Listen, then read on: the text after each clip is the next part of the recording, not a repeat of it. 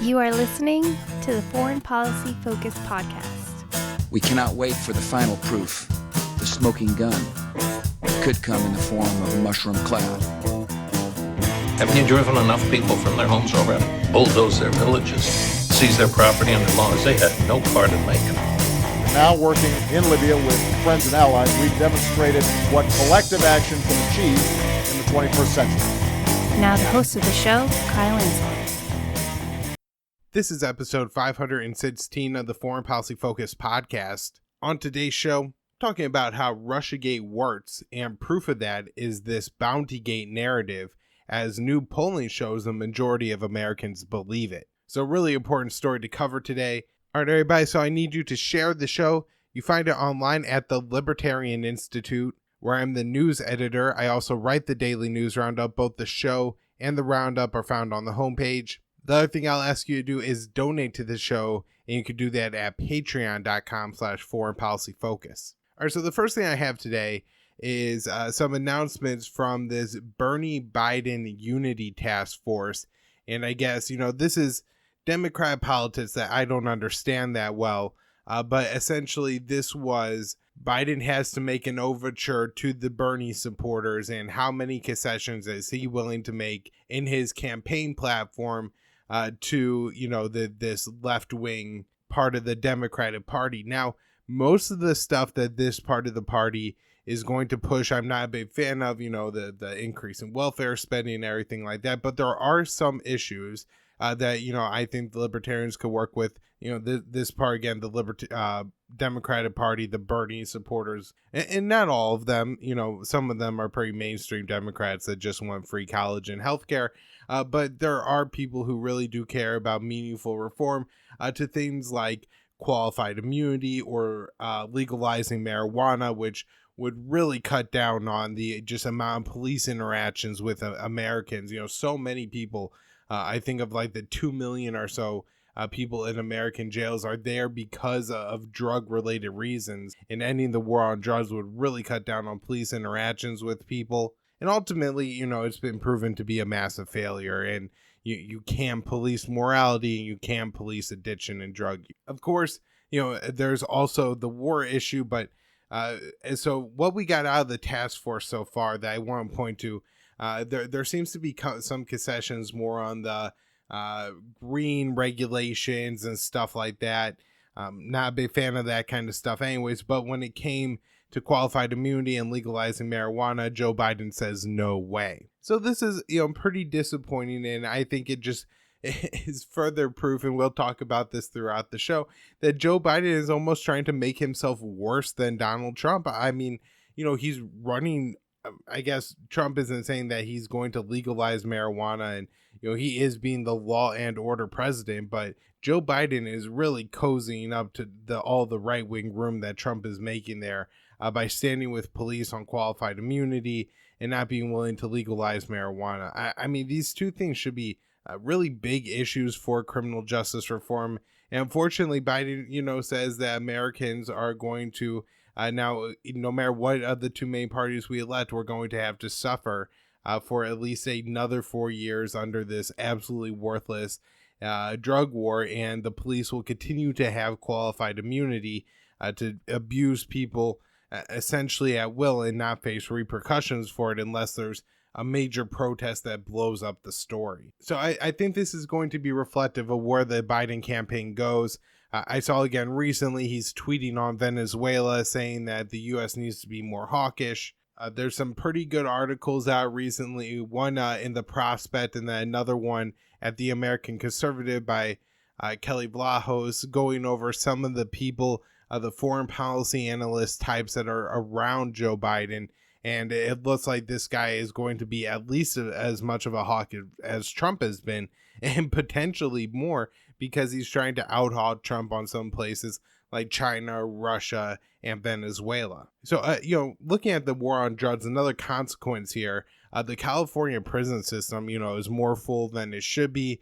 One particular prison, I guess, had done a relatively decent job of fighting coronavirus until the state transferred a whole bunch of people into the prison, of other prisoners, And apparently the thing spread like wildfire. A third of prisoners got it, and then 6 ended up dying. Just another example of how, the state can't do anything right. And, if we ended the war on drugs, maybe these particular people, because I think some were death row inmates, likely still be in jail, no matter if we had the war on drugs or not. Although, looking at long-term consequences of that, people will make different kinds of arguments. But at the very least, justice could have been carried out in a relatively more sanitized way had they not just shipped a whole bunch of other people into these prisons. And maybe there's not as much prison overcrowding, all the other stuff, if you don't have the war on drugs. There's a Supreme Court ruling that I find a little bit concerning, and that is it's banning, I guess, the rogue electors to the Electoral College. There's this idea that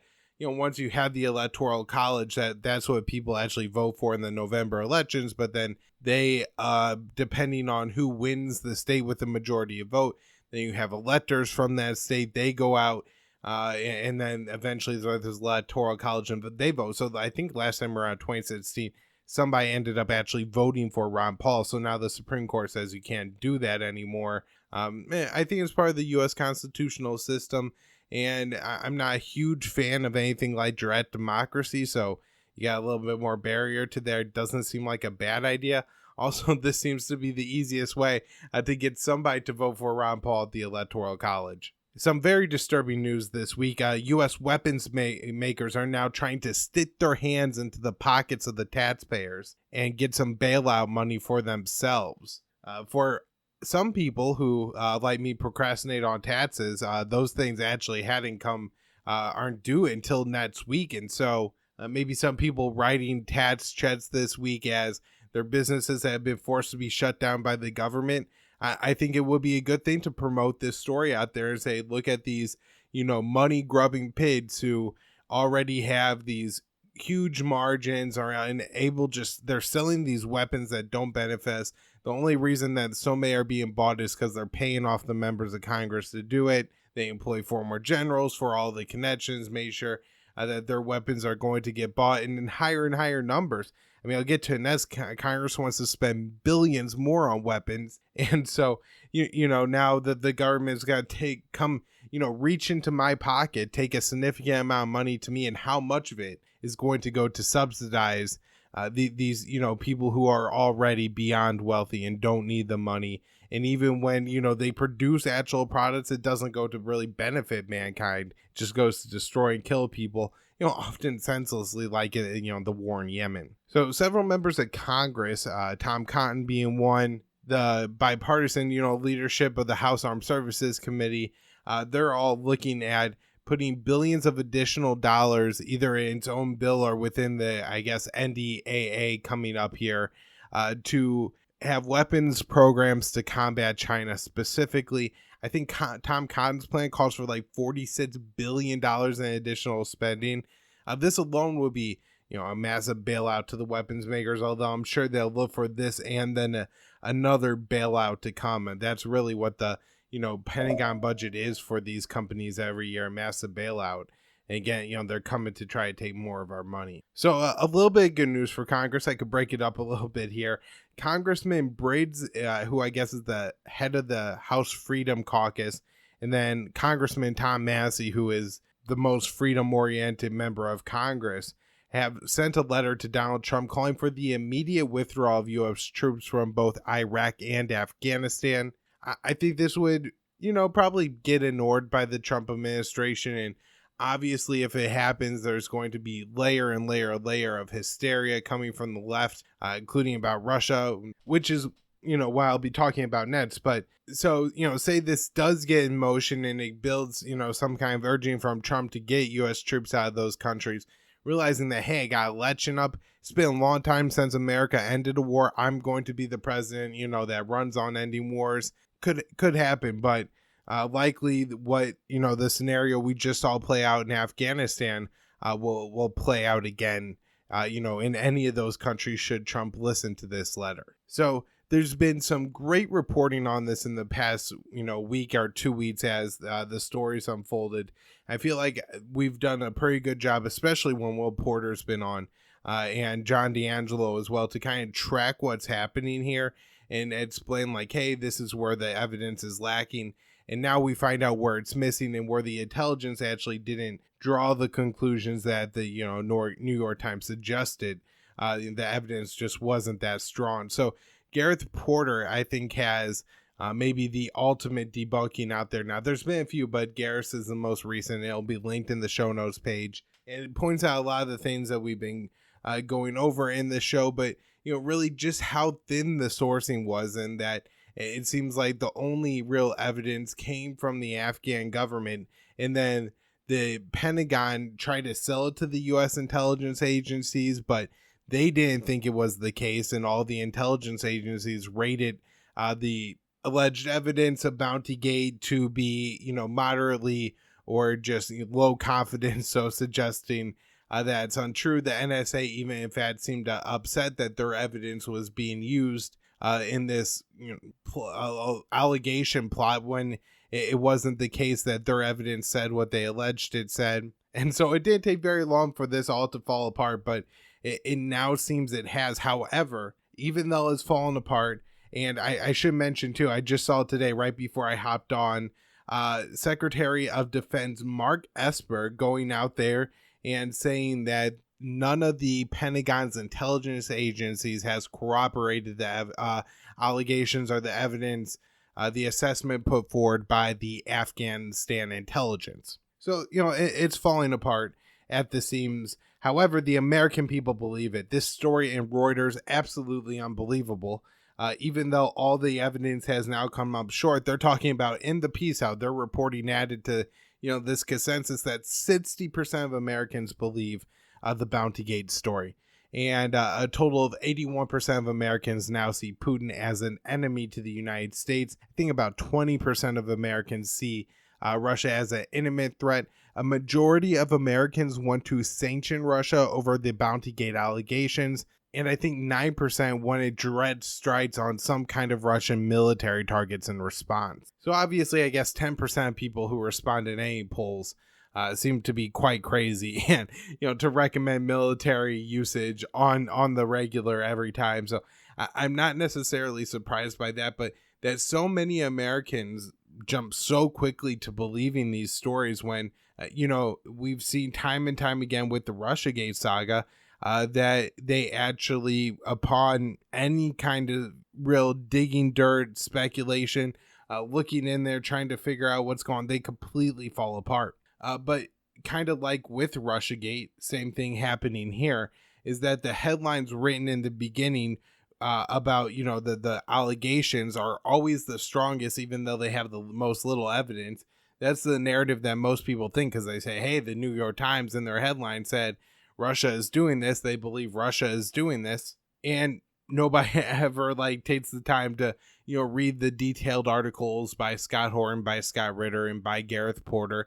They completely go through and thoroughly debunk this. So this this is, I guess, the real victory. I don't know for who, other than the weapons makers and the people who profit off this endless Cold War mentality. But the American people have just been conditioned to accept unnamed intelligence officials, and in this case, some of them were Afghani intelligence officials. They weren't even a part of the U.S. government intelligence community. The claims from the just claims by those people are enough to get a majority of Americans to believe somehow that the U.S. is acting hostilely against us. It's such a dangerous narrative, and it's going to go towards so much weapons spending. It's going to really lead to the bankrupting and the collapse of the U.S. empire at some point. Signs that the American empire is weakening is something like this. Trump's maximum pressure campaigns against Iran and Venezuela are actually pushing those two countries closer together. I talked about on the show last week how the U.S. is maybe looking to go through district court to seize some Iranian tankers carrying fuel to Venezuela. Up to this point, maybe 10 or so tankers have now arrived in Venezuela, including some, I guess, carrying parts to restore, repair some either military or machinery equipment has arrived, and the U.S. hasn't done anything or hasn't been able to interfere with it. I'm not recommending that it should. I'm just saying it hasn't. They're defying sanctions. That seems significant and somewhat show some cracks in the foundation of the U.S. empire. Tensions are rising between NATO members France and Turkey over an incident that happened in the Mediterranean Sea, I guess somewhere between the shores of Libya and Turkey, where there was a I guess Tanzanian ship that France wanted to stop and inspect. 3 Turkish ships, I guess, came and interfered and made it impossible. And then the ship got away. France is alleging that they're smuggling arms. I guess the NATO said they're not going to do very much about this, and this has really upset France. And we'll see what happens going future here. But there is this UN arms embargo that some people are trying to enforce. Turkey seems to be willing to violate it, and their side on the ground has made some gains in recent weeks in Libya. Of course, part of the reason France wants to keep the weapons out, maybe they wouldn't care so much, but they're backing the opposing side in Libya that has had some recent setback. The U.S. and China announced more diplomatic disputes. These over Tibet. They have suspended visas of each other's citizens. We've had so many different little issues with China that maybe seem isolated, but overall are really destroying the U.S.-China relationship and diplomacy. This is just another example. There were also 4 Chinese officials sanctioned over the treatment of Uyghurs today. So again, a growing list of sanctions and blacklists by the United States. 3 Afghan soldiers were killed in a Taliban suicide bombing. And in a bit of good news in Afghanistan, it seemed like the last hang-up between direct talks between the Taliban and the Afghan government I talked about in this last show was the fact that the Taliban had a list of 5,000 people the Afghan government was supposed to release.